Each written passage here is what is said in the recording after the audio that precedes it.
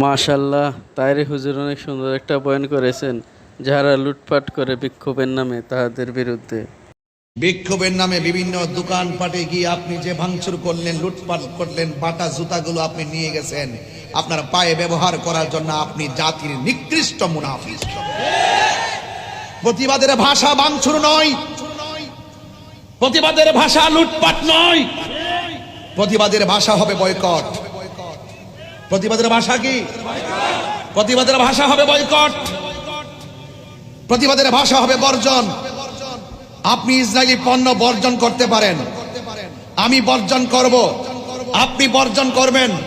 আমি বয়কট করব, আপনি বয়কট করবেন। প্রয়োজনে সরকার প্রধানকে, সরকার বাহাদুরকে বলবেন যে এই সমস্ত প্রতিষ্ঠানগুলো আছে অন্ততপক্ষে রাষ্ট্রীয় হস্তক্ষেপে সেই সমস্ত প্রতিষ্ঠানগুলো